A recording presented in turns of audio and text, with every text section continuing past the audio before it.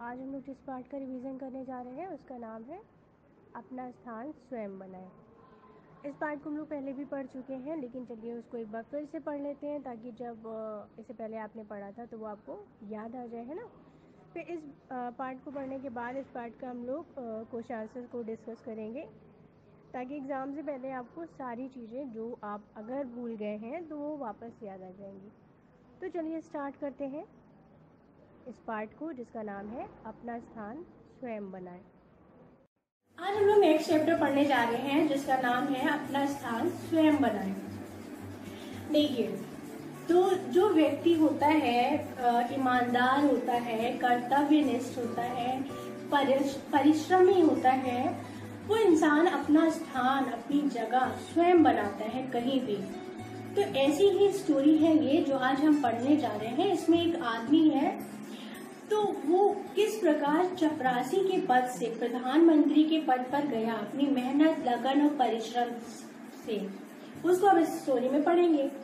तो आपके पास अपनी बुक होगी, चलिए आप फटाफट से निकाल लीजिए और मैं अपनी बुक निकालती हूँ, फिर हम लोग साथ में पढ़ते हैं, है ना। तो चैप्टर 6 जिसका नाम है चैप्टर 6 यानी कि पार्ट 6 जिसका नाम है अपना स्थान स्वयं बनाएं। और मैंने आपको बताया ये कहानी है एक परिश्रमी इंसान की, एक ईमानदार इंसान की, जो किस प्रकार चपरासी के पद से प्रधानमंत्री के पद पर पहुंच गया। आइए आपको बताते हैं। एक समय की बात है, एक बादशाह ने अपने मंत्री से कहा, मुझे एक निजी सहायक की जरूरत है। एक बादशाह ने अपने मंत्री से क्या कहा कि मुझे एक निजी सहायक की जरूरत है, मतलब उसको एक व्यक्ति चाहिए जो उसके पर्सनल अपने सहायता के लिए उसको काम कर सके। तो ये बात उसने अपने मंत्री से कहा। आपकी दृष्टि में कोई हो तो ले आए, पर इतना ध्यान रखें कि आदमी कैसा होना चाहिए, अच्छा होना चाहिए। उन्होंने बोला कि मुझे एक निजी सहायक की जरूरत है। किससे बोला? मंत्री से बोला कि मुझे एक निजी सहायक की जरूरत है। आप किसी व्यक्ति, अगर कोई आपकी दृष्टि में हो, दृष्टि यानी कि आपकी नजर में हो, तो कृपया कर आप उसे ले आइए। और लेकिन इस बात का ध्यान रखिएगा कि वो व्यक्ति अच्छा आदमी हो। ये बात बादशाह ने अपने मंत्री से बोली। बहुत दिनों की जांच पड़ताल के बाद मंत्री को एक आदमी सही लगा। जब राजा ने ये बोला कि आप जिस भी आदमी को लेकर आइएगा वो आदमी कैसा हो, वो आदमी एक अच्छा व्यक्ति हो। अब मंत्री को एक अच्छा व्यक्ति ढूंढने में टाइम लगा। उसने क्या किया, बहुत जांच पड़ताल की, खोजबीन की, बहुत ढूंढा। उसके बाद उसको एक आदमी थोड़ा सही लगा। मंत्री ने उसकी नौकरी छुड़वा दी। जो आदमी मंत्री को अच्छा लगा वो पहले से ही कहीं और नौकरी कर रहा था। तो मंत्री ने क्या किया, उसकी नौकरी छुड़वा दी, क्योंकि उसे लगा कि इसको मुझे बादशाह क्या रखवाना है, तो ये नौकरी करके क्या करेगा, तो ऐसा करो कि तुम अपनी नौकरी छोड़ दो। तो उसने क्या किया, मंत्री ने उस आदमी की नौकरी छुड़वा दी और उन्नति का आश्वासन दे बादशाह के सामने पेश किया। मतलब उससे कहा कि तुम अपनी नौकरी छोड़ दो। बादशाह के सामने पेश किया, मतलब उससे कहा कि तुम अपनी नौकरी छोड़ दो, तुमको मैं बादशाह के यहाँ नौकरी दूंगा। उसने कहा उन्नति यानी कि उसने आगे बढ़ने के लिए, विकास करने के लिए उसको दिया कि तुम कहाँ छोटी सी नौकरी कर रहे हो, तुम बादशाह के यहाँ नौकरी करोगे, चलो मैं तुमको उनके यहाँ नौकरी दिलाता हूँ, लेकिन जहाँ तुम कर रहे हो इस नौकरी को पहले छोड़ दो। तो मंत्री ने उस व्यक्ति की नौकरी वहाँ छुड़वा दी और उसको ले जाके कहाँ पेश किया, बादशाह के यहाँ पेश किया। फिर क्या हुआ, बहुत देर तक तो बादशाह को अपनी बात ही याद नहीं आ रही थी। यानी कि बादशाह भूल गए थे कि उन्होंने मंत्री से कहा था कि उन्हें एक निजी सहायक चाहिए।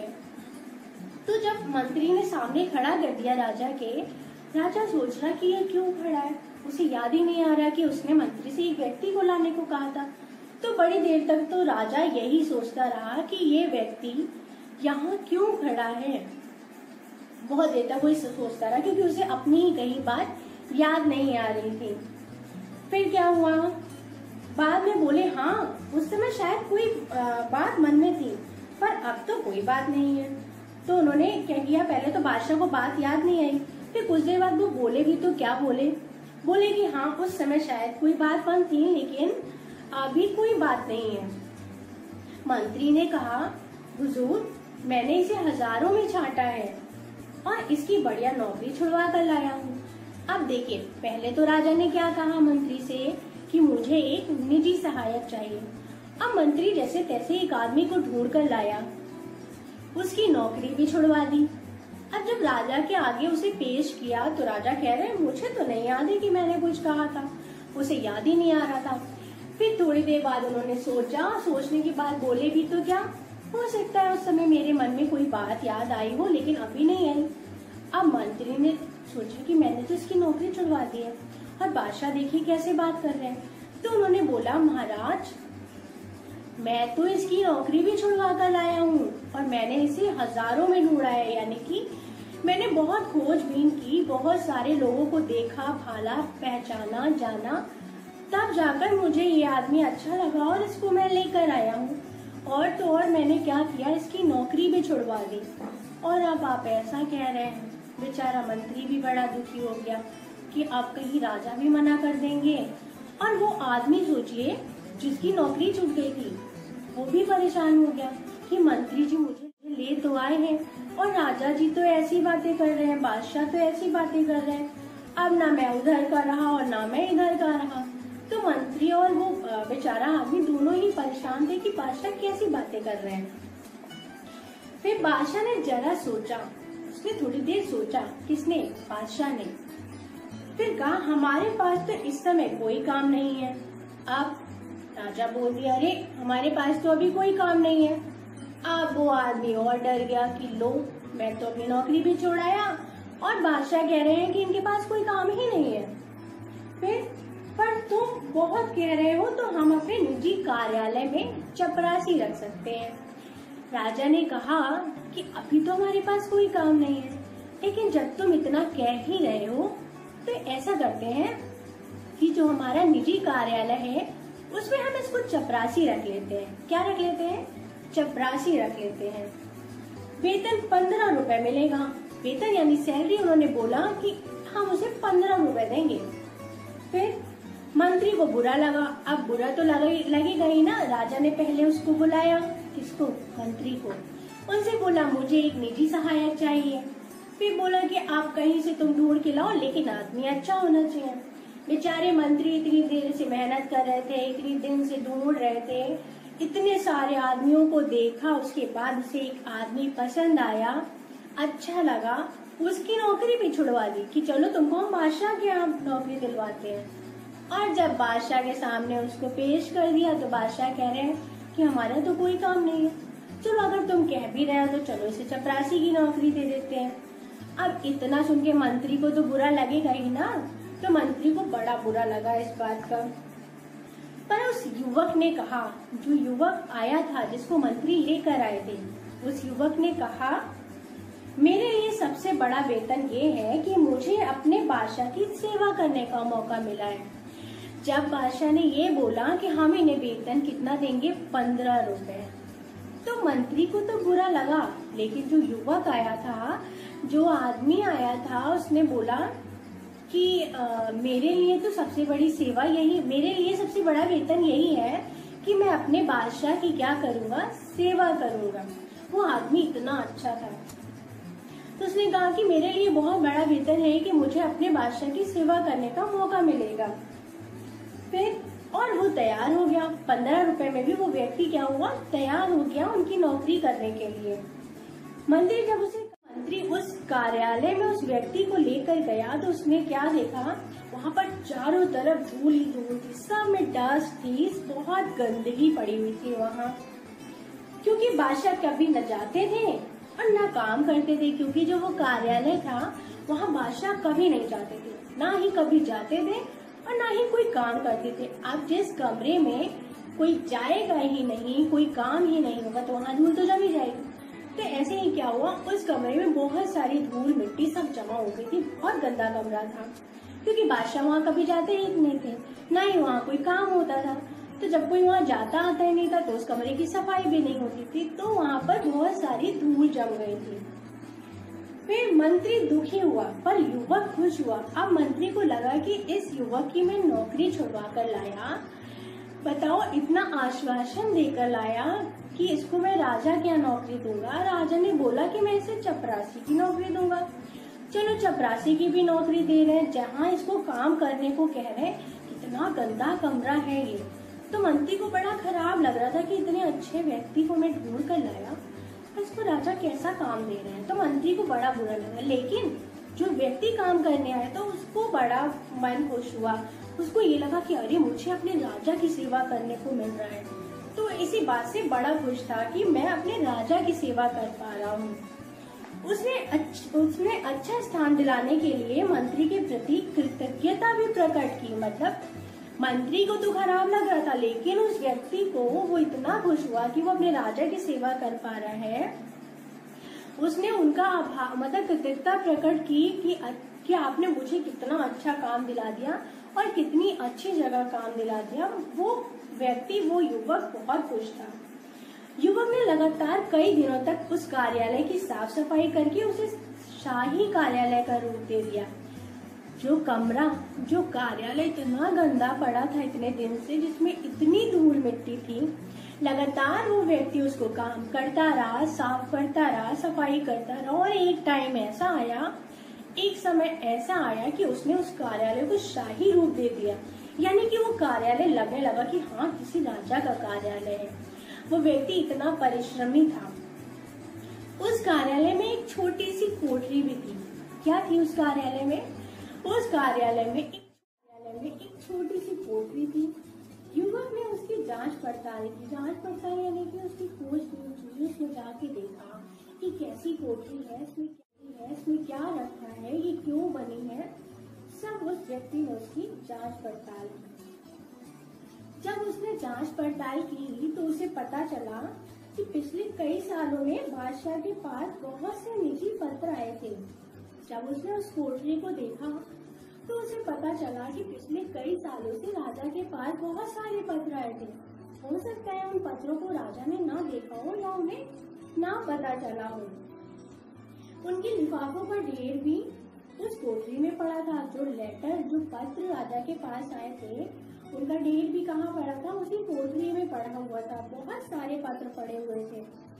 फिर और क्या कहते हैं, उसमें बहुत से लिफाफों पर सोने की पच्चीकारी और रत्न जड़े थे। मतलब बहुत सारे, अब पुराने टाइम में राजा महाराजा होते थे तो उनके लेटर हम लोग की तरह तो होते नहीं होंगे कि एक कागज का लेटर हुआ, उसमें एक कागज का लिफाफा हुआ, उसमें लेटर डाला और दे दिया। तो राजा महाराजा थे तो उनके में भी जो लिफाफे रहते थे वो उसमें भी जड़े रहते थे। जैसे उनके हीरे मोती होते, आभूषण जो भी होते थे, तो उस टाइम के जो रत्न होते थे वो उनके लिफाफे में जड़े रहते थे। वो सब भी वहाँ पर उनका ढेर का ढेर वहाँ पर पड़ा हुआ था, जो काफी टाइम से पड़ा था।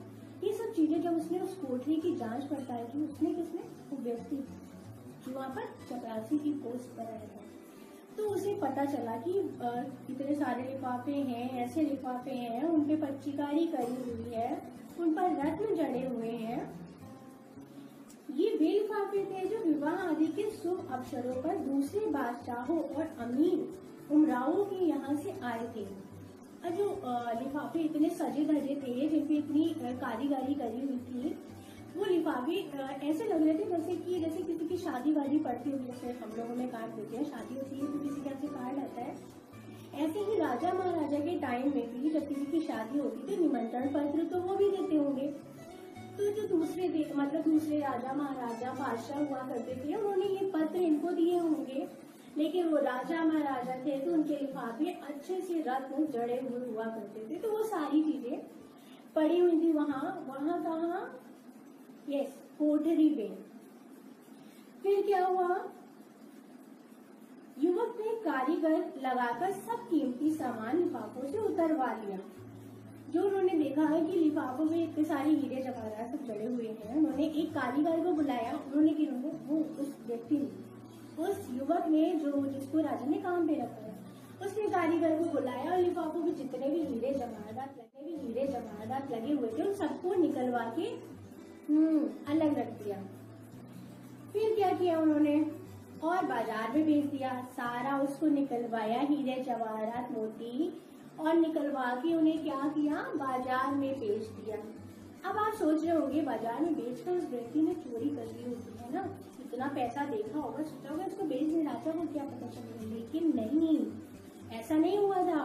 मैंने आपको बताया ना, ये स्टोरी जो एक कहानी है बहुत ही परिश्रमी और ईमानदार व्यक्ति की है। तो आगे सुनिए क्या हुआ। बिक्री से आई रकम में से कुछ रुपए तो उसने बढ़िया फर्नीचर और चित्रादि लगाने में खर्च किए। जो उन्होंने हीरा जवाहरात बेचे, उन्होंने क्या किया, जो पैसे उससे मिले आधे पैसे तो उसने फर्नीचर बना लिए, क्योंकि वो कार्यालय बड़ा खराब सा था, टूटा फूटा सा पड़ा था, बहुत धूल रखड़ पड़ी थी, तो उसको उसने बहुत सुंदर बनाया।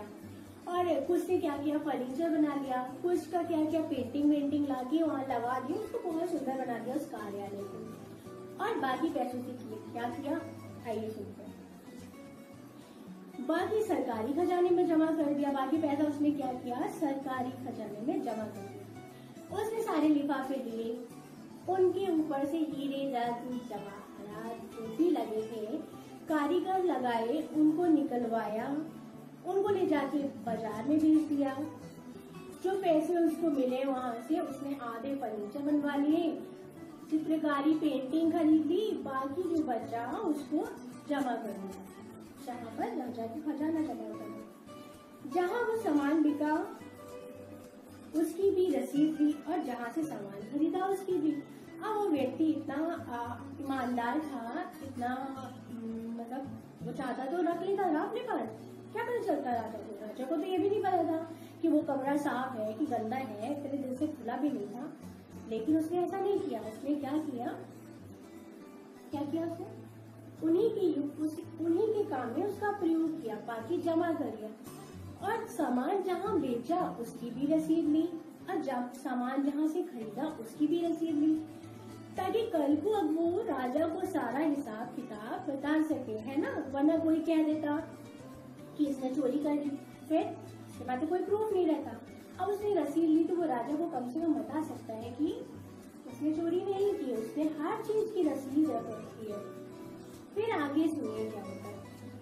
अब वह स्थान सचमुच शाही लगने लगा। वो जो कूड़ा करकट धूल धक्कड़ वाला कमरा था वो सच में बहुत शाही लगने लगा। कहा कि आपके जितने पैसे हैं सारे लुटा रहे हैं, वो सारे उड़ा रहा है, अपने किस व्यक्ति को काम पर रख दिया है।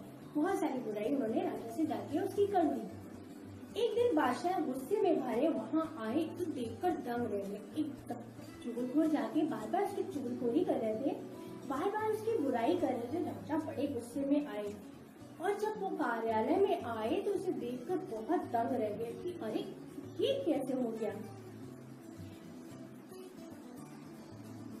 फिर उन्होंने तेज आवाज में पूछा, तुमने ये सजावट किसके रुपयों से की है। चुगलखोरों ने उनको बाहर दिया तो बड़ा गुस्सा हो गया, और उन्होंने पूछा गुस्से में कि तुमने ये सारी सजावट किसके रुपयों से की है। उसको बहुत डांट लग रही। किसको? उस युवक को जिसको उन्होंने नौकरी पे रखा था। यही के रुपयों से हुजूर। वो आदमी बोला कि यही के रुपयों से मैंने ये सजावट की है। कहता उसने रद्दी लिफाफों की कहानी सुनाई। रद्दी लिफाफे याद है ना, अभी मैंने बताया आपको कि वो बहुत सारे लिफाफे पड़े थे, उस पे रत्न जड़े थे, तो उसने उनको निकलवाया, फिर बाजार में बेचा, पैसे मिले, उनसे फर्नीचर लिया, पेंटिंग ली, बाकी खजाने में जमा कर दिया। लेकिन उसने एक अच्छा काम किया। उसने अच्छा काम किया था, उनकी रसीद ले ली थी, जो बेची थी उसकी भी और जो खरीदी थी उसकी भी। तो उसने राजा को वो पूरी कहानी सुना दी और खजांची की गवाही दिलाई कि सामान खरीदने के बाद बचाया हुआ रुपया खजाने में जमा किया है, और गवाही भी दिला दी कि जो पैसा उसको मिला उसने इतना खर्चा किया, उसके बाद जो पैसे बचे उसने कहाँ करे, खजाने में जमा करा दी। ये बात भी उसने राजा को क्लियर कर दी, बता दी। उसने अपने हिसाब से सारी बातें राजा को सच बता दी। जब चुगलखोरों ने उनकी बुराई की, राजा गुस्से में उसके पास दौड़ते हुए और बोला कि सारी सजावट तुमने कहाँ से की है। तो उसने बताया हुजूर यहीं से की है। और कैसे की है, लिफाफे वाली स्टोरी उसने पूरी बता दी, और ये भी बता दिया कि जो पैसे बचे वो मैंने खजाने में जमा करा दिए। फिर क्या हुआ, बादशाह बड़ा खुश हो गया, बेचारे चुगलखोरों का मुंह तो लटका रह गया कि हमने इतनी बुराई की और कोई फायदा नहीं हुआ। राजा अभी भी बड़ा खुश है इससे।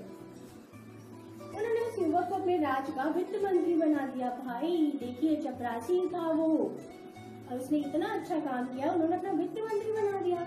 मतलब कि वो पैसे की जितनी देखभाल करनी होती है, जो रखना उठाना होता है, वो सारा काम किसको दे दिया? उस व्यक्ति को दे दिया जिसके लिए वो बोले थे कि मेरे पास कोई काम नहीं है, आप ही इसको चपरासी बना देते हैं। अब उसके काम से इतना ज्यादा खुश हो गए कि उन्होंने क्या किया, उसको मंत्री इससे परेशान हुए। दूसरे मंत्री को तो जलन होनी ही थी क्योंकि उनको काम दिया, क्योंकि एक चपरासी को उन्होंने वित्त मंत्री बना दिया, जो मंत्री थे उनको पूछा ही नहीं।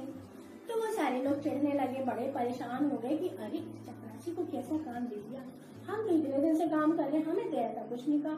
तो वो सारे लोग बड़े परेशान हो गए। उससे उन लोगों से उसकी तरक्की देखी ही नहीं जा रही थी, क्योंकि ना वो बेईमानी करता था ना करने देता था। और सारे जो मंत्री थे वो एक और बात से परेशान थे। पता है वो बात क्या है? वो बात ये है कि एक तो वो बड़ा ईमानदार था, वो ना ही खुद बेईमानी करता था ना किसी और को करने देता था। अब राजा के दरबार में जो और मंत्री थे वो ये सोचते थे कि राजा को क्या पता चलेगा, थोड़ी बहुत बेईमानी हम कर लेंगे तो, और वो लोग करते भी थे। लेकिन जब से ये आया था युवक, तब से वो बेईमानी न करता था और न ही करने देता था। तो इस बात से ये सारे मंत्री बड़ा परेशान रहते थे कि इस व्यक्ति ने आके हम लोग की नाक में दम कर रखा है। फिर क्या हुआ आगे चल के देखते हैं। फिर उन्होंने क्या किया, जो भी मंत्री बादशाह के पास जाता किसी न किसी बहाने से उस युवक की शिकायत करता, जैसे कि वो बादशाह की नजरों से गिर जाए। जब उन्होंने वित्त मंत्री बना दिया तो जितने मंत्री थे, जब जब वो राजा के पास जाते थे तब तक उस आदमी की बुराई करके आते थे कि सोचते थे कि ऐसा कुछ करें, इतनी बुराई करें कि ये जो युवक है जिसको राजा ने चपरासी से मंत्री बना दिया है, ये उनकी नजर में गिर जाए। बहुत कोशिश की सारे मंत्रियों ने उसको राजा की नजर से गिराने की, लेकिन नहीं गिरा पाए। कैसे नहीं गिरा पाए, आइए आगे सुनते हैं। एक रात 2 बजे बादशाह ने अपने सेनापति को बुलाकर कहा, एक रात 2 बजे बादशाह ने अपने सेनापति को बुलाकर कहा, हमारे सब मंत्रियों को उनके घरों से उठाकर इस कमरे में ले आओ। उन्होंने क्या कहा, हमारे जितने भी मंत्री हैं उन सबको उठाओ और कहाँ ले आओ, अपने पास बुलाओ कि उठाकर इस कमरे में ले आओ, और हाँ जिस हालत में हो उसी हालत में लाया जाए। उन्होंने बोला जितने मंत्री हैं सबको बुला लाओ, अभी बुला लाओ, और जिस हालत में जो हो उसको वैसे ही लाना है। किसी को ये नहीं कि हम अभी आते हैं या हम ये काम करके आते हैं या हम चेंज करके आते हैं, ऐसा कुछ भी नहीं था। उन्होंने बोला कि अभी इसी वक्त सबको बुला कर लाओ और जो जैसा जिस हालत में हो उसको वैसे ही यहाँ लेकर आना। ये ऑर्डर, ये आदेश तो दे दिया बादशाह ने। अब देखिए क्या हुआ, समझ लो हमारे हुक्म को। उन्होंने बोला हमारा ये ऑर्डर है, हमारा ये हुक्म है, इसको समझ लो, जैसा हमने कहा है वैसा ही करना है। अगर कोई पलंग पर सो रहा है तो उसे पलंग सहित ज्यों का त्यों लाया जाए, यानी अगर कोई बेड पर सो रहा है, अपने पलंग पर सो रहा है, तो उसको वैसा ही उठा लाओ जैसा वो सो रहा है। कोई कालीन पर बैठा है, चौपड़ खेल रहा है, तो उसे कालीन समेत लाया जाए। अगर कोई बेड पर है तो उसे बेड के सहित लेकर आओ, पलंग सहित। कोई कालीन पे बैठकर चौपड़ खेल रहा है, चौपड़ एक गेम होता है, तो वो बोले कि अगर वो खेल रहा है तो उसे उसके साथ उठा लाओ। कोई 1 घंटे में सब बादशाह के बड़े कमरे में आ गए। उन्होंने आदेश दिया जो जैसा जहाँ हो उसको वैसे ही लेकर आओ, और 1 घंटे में सब के सब क्या हुआ, बादशाह के कमरे में आ गए। 8 में से 7 मंत्री नशे में थे। आप देखिए सारे मंत्री उस व्यक्ति की बुराई करते थे, और उनमें से 8 में से 1 को छोड़कर 7 मंत्री कैसे थे, नशे में थे। उनमें से कुछ जुआ खेल रहे थे। वित्त मंत्री जी एक चौकी पर बैठे दिए की रोशनी में कुछ कागज देख रहे थे। 8 मंत्री थे, 7 मंत्री नशे में आए, कुछ लोग जुआ खेल रहे थे, लेकिन एक मंत्री जो वित्त मंत्री बनाया था, राजा ने जिस युवक को, जो पहले क्या था, चपरासी था, वो क्या कर रहा था, एक दिया जलाकर कुछ कागजों को देख रहा था। सारे मंत्री उसे देखकर बड़े लज्जित हुए, लज्जित यानी कि उन्हें शर्म आई कि बताओ हम लोग क्या कर रहे थे और ये क्या कर रहा था, और क्या कर रहे थे तो छोड़ो, वो लोग नशे में थे और जुआ खेल रहे थे, कितना गंदा काम कर रहे थे। तो उन्हें बड़ी अपने ऊपर शर्म आई कि बताओ, एक ये कार्यालय में एक छोटी सी कोठरी थी, युवक ने उसकी जांच पड़ताल की। जांच पड़ताल यानी कि उसकी खोजबीन हुई, उसमें जाके देखा कि कैसी कोठरी है, इसमें क्या रखा है, ये क्यों बनी है, सब उस व्यक्ति ने उसकी जांच पड़ताल की। जब उसने जांच पड़ताल की तो उसे पता चला कि पिछले कई सालों में बादशाह के पास बहुत से निजी पत्र आए थे। जब उसने उस कोठरी को देखा तो उसे पता चला कि पिछले कई सालों से राजा के पास बहुत सारे पत्र आए थे। हो सकता है उन पत्रों को राजा ने ना देखा हो या उन्हें ना पता चला हो।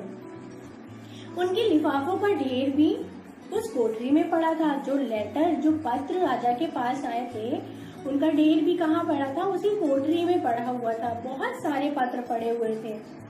फिर और क्या कहते, उसमें बहुत से लिफाफों पर सोने की पच्चीकारी और रत्न जड़े थे। मतलब बहुत सारे, अब पुराने टाइम में राजा महाराजा होते थे तो उनके लेटर हम लोग की तरह तो होते नहीं होंगे कि एक कागज का लेटर हुआ, उसमें एक कागज का लिफाफा हुआ, उसमें लेटर डाला और दे दिया। वो तो राजा महाराजा थे, तो उनके में भी जो लिफाफे रहते थे वो उसमें भी जड़े रहते थे, जैसे उनके हीरे मोती होते, आभूषण जो भी होते थे, तो उस टाइम के जो रत्न होते थे वो उनके लिफाफे में जड़े रहते थे। वो सब भी वहाँ पर, उनका ढेर का ढेर वहाँ पर पड़ा हुआ था, जो काफी टाइम से पड़ा था। ये सब चीजें जब उसने उस कोठरी की जांच पड़ताल की, उसने किसने, वो व्यक्ति जो वहाँ पर चपरासी की पोस्ट पर आया था, तो उसे पता चला कि इतने सारे लिफाफे हैं, ऐसे लिफाफे हैं, उन पे पच्चीकारी करी हुई है, उन पर रत्न जड़े हुए हैं। ये वे लिफाफे थे जो विवाह आदि के शुभ अवसरों पर दूसरे बादशाहों और अमीर उमराओं के यहाँ से आए थे। और जो लिफाफे इतने सजे धजे थे, जिनपे इतनी कारीगरी करी हुई थी, वो लिफाफे ऐसे लग रहे थे जैसे किसी की शादी वादी पड़ती होगी, जैसे हम लोगों में कार्ड देते हैं, शादी होती है तो किसी के यहाँ से कार्ड आता है, ऐसे ही राजा महाराजा के टाइम में भी जब किसी की शादी होती तो निमंत्रण पत्र तो वो भी देते होंगे। तो जो दूसरे राजा महाराजा बादशाह हुआ करते थे, उन्होंने ये पत्र इनको दिए होंगे, लेकिन वो राजा महाराजा थे तो उनके लिफाफे अच्छे से रत्न जड़े हुए हुआ करते थे। तो वो सारी चीजें पड़ी हुई थी वहां कहाँ, यस, कोठरी पे। फिर क्या हुआ, युवक ने कारीगर लगाकर सब कीमती सामान लिफाफों से उतरवा लिया। जो उन्होंने देखा है कि लिफाफों में इतने सारे हीरे जवाहरात सब जड़े हुए हैं, उन्होंने एक कारीगर को बुलाया। उस व्यक्ति ने, उस युवक ने, जिसको राजा ने काम पे रखा था, उसने कारीगर को बुलाया और लिफाफों में जितने भी हीरे जवाहरात लगे हुए थे उन सबको निकलवा के अलग रख दिया। फिर क्या किया उन्होंने, और बाजार में बेच दिया। सारा उसको निकलवाया, हीरे जवाहरात मोती, और निकलवा के उन्हें क्या किया, बाजार में बेच दिया। अब आप सोच रहे होंगे बाजार में बेचकर उस व्यक्ति ने चोरी कर ली होगी, है ना, इतना पैसा देखा होगा, सोचा होगा इसको बेच दे, राजा को क्या पता चलेगा। लेकिन नहीं, ऐसा नहीं हुआ था। मैंने आपको बताया ना, ये स्टोरी जो एक कहानी है बहुत ही परिश्रमी और ईमानदार व्यक्ति की है। तो आगे सुनिए क्या हुआ। बिक्री से आई रकम में से कुछ रुपए तो उसने बढ़िया फर्नीचर और चित्रादि लगाने में खर्च किए। जो उन्होंने हीरा जवाहरात बेचे, उन्होंने क्या किया, जो पैसे उससे मिले, आधे पैसे तो उसने फर्नीचर बना लिए, क्योंकि वो कार्यालय बड़ा खराब सा था, टूटा फूटा सा पड़ा था, बहुत धूल धक्कड़ पड़ी थी, तो उसको उसने बहुत सुंदर बनाया। और कुछ से क्या किया, फर्नीचर बना लिया, कुछ का क्या किया, पेंटिंग वेंटिंग ला के वहां लगा दी, उसको बहुत सुंदर बना दिया उस कार्यालय को। और बाकी पैसों से क्या किया, आइए सुनते हैं। बाकी सरकारी खजाने में जमा कर दिया। बाकी पैसा उसने क्या किया, सरकारी खजाने में जमा कर दिया। उसने सारे लिफाफे लिए, उनके ऊपर से हीरे जवाहरात जो भी लगे थे, कारीगर लगाए, उनको निकलवाया, उनको ले जाके बाजार में बेच दिया। जो पैसे उसको मिले वहां से उसने आधे फर्नीचर बनवा लिए, चित्रकारी पेंटिंग खरीद ली, बाकी जो बचा उसको जमा कर दिया जहाँ पर राजा के खजाना जमा होता था। जहाँ वो सामान बिका उसकी भी रसीद थी और जहाँ से सामान खरीदा उसकी भी। अब वो व्यक्ति इतना ईमानदार था, इतना मतलब वो चाहता तो रख लेता था अपने पास। क्या पता चलता राजा को तो ये भी नहीं पता था कि वो कमरा साफ है कि गंदा है, इतने दिन से खुला भी नहीं था। लेकिन उसने ऐसा नहीं किया। उसने क्या किया उसने उन्हीं के काम में उसका प्रयोग किया, बाकी जमा कर लिया। और सामान जहाँ बेचा उसकी भी रसीद ली और सामान जहाँ से खरीदा उसकी भी रसीद ली, ताकि कल को अब वो राजा को सारा हिसाब किताब बता सके, है ना। वरना कोई कह देता कि इसने चोरी कर ली, फिर उसके बाद तो कोई प्रूफ नहीं रहता। अब उसने रसीद ली तो वो राजा को कम से कम बता सकता है कि उसने चोरी नहीं की, उसने हर चीज की रसीद रख रखी है। फिर आगे सुनिए क्या होता है। अब वह स्थान सचमुच शाही लगने लगा। वो जो कूड़ा करकट धूल धक्कड़ वाला कमरा था वो सच में बहुत शाही लगने लगा। कहा कि आपके जितने पैसे हैं सारे लुटा रहा है, वो सारे उड़ा रहा है, अपने किस व्यक्ति को काम पर रख दिया है। बहुत सारी बुराई उन्होंने राजा से जाके उसकी कर दी। एक दिन बादशाह गुस्से में भरे वहां आए तो देखकर दंग रह गए। एक चुगलखोर जाके बार बार उसकी चुगलखोरी कर रहे थे, बार बार उसकी बुराई कर रहे थे। राजा बड़े गुस्से में आए और जब वो कार्यालय में आए तो उसे देखकर बहुत दंग रह गए कि अरे ये कैसे हो गया। फिर उन्होंने तेज आवाज में पूछा, तुमने ये सजावट किसके रुपयों से की है। जब चुगलखोरों ने उनको बाहर दिया तो बड़ा गुस्सा हो गया और उन्होंने पूछा गुस्से में कि तुमने ये सारी सजावट किसके रुपयों से की है। उसको बहुत डांट लगाई। किसको? उस युवक को जिसको उन्होंने नौकरी पे रखा था। यही के रुपयों से हुजूर। वो आदमी बोला कि यही के रुपयों से मैंने ये सजावट की है। कहकर उसने रद्दी लिफाफों की कहानी सुनाई। रद्दी लिफाफे याद है ना, अभी मैंने बताया आपको कि वो बहुत सारे लिफाफे पड़े थे, उस पे रत्न जड़े थे, तो उसने उनको निकलवाया, फिर बाजार में बेचा, पैसे मिले, उनसे फर्नीचर लिया, पेंटिंग ली, बाकी खजाने में जमा कर दिया। लेकिन उसने एक अच्छा काम क्या किया, उसने अच्छा काम किया था, उनकी रसीद ले ली थी, जो बेची थी उसकी भी और जो खरीदी थी उसकी भी।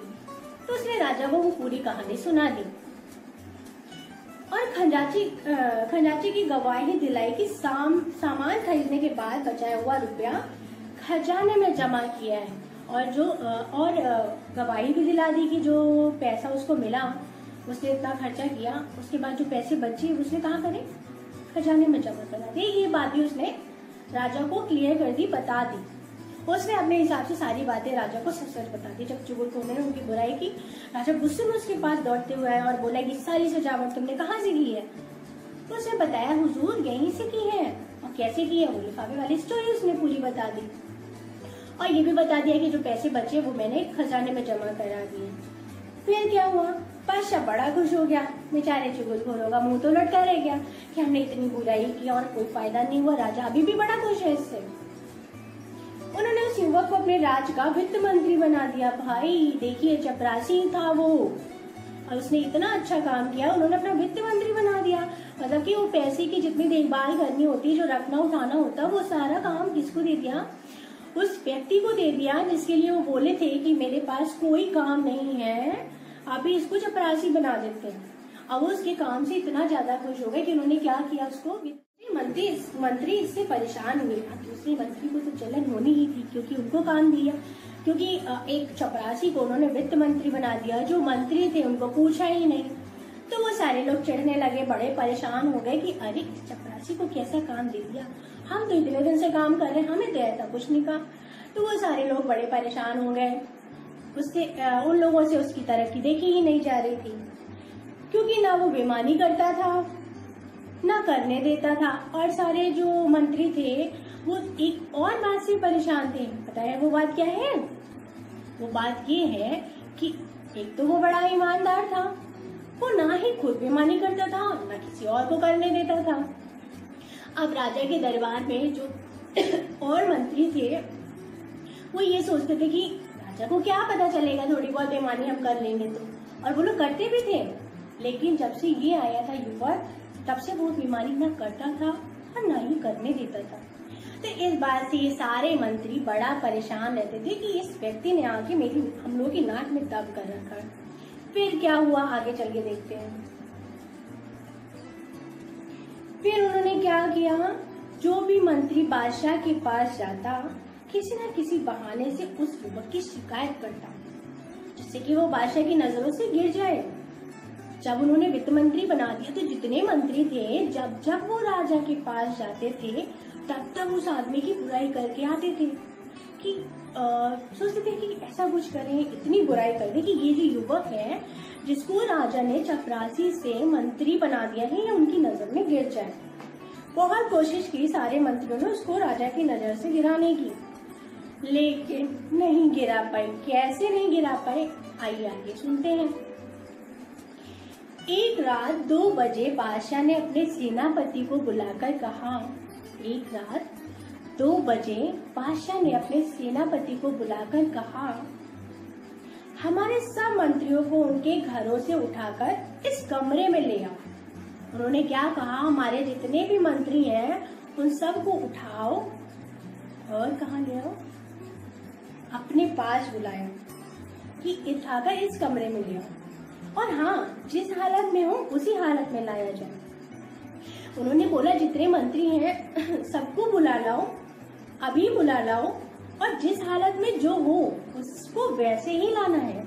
किसी को ये नहीं कि हम अभी आते हैं या हम ये काम करके आते हैं या हम चेंज करके आते हैं, ऐसा कुछ भी नहीं था। उन्होंने बोला कि अभी इसी वक्त सबको बुला कर लाओ और जो जैसा जिस हालत में हो उसको वैसे ही यहाँ लेकर आना। ये ऑर्डर, ये आदेश तो दे दिया बादशाह ने। अब देखिए क्या हुआ, समझ लो हमारे हुक्म को। उन्होंने बोला हमारा ये ऑर्डर है, हमारा ये हुक्म है, इसको समझ लो, जैसा हमने कहा है वैसा ही करना है। अगर कोई पलंग पर सो रहा है तो उसे पलंग सहित ज्यों का त्यों लाया जाए, यानी अगर कोई बेड पर सो रहा है, अपने पलंग पर सो रहा है तो उसको वैसा ही उठा लाओ जैसा वो सो रहा है।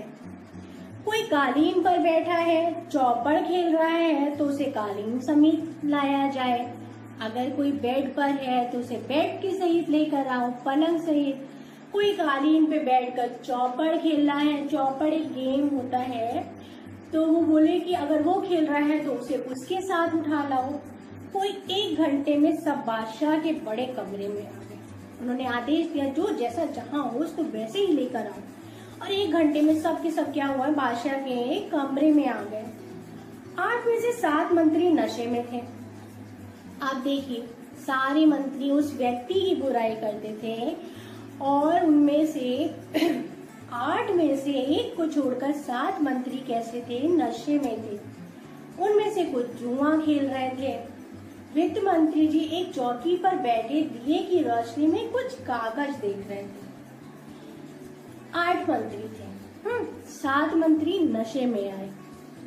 कुछ लोग जुआ खेल रहे थे, लेकिन एक मंत्री जो वित्त मंत्री बनाया था, राजा ने जिस युवक को जो पहले क्या था, चपरासी था, वो क्या कर रहा था, एक दिया जलाकर कुछ कागजों को देख रहा था।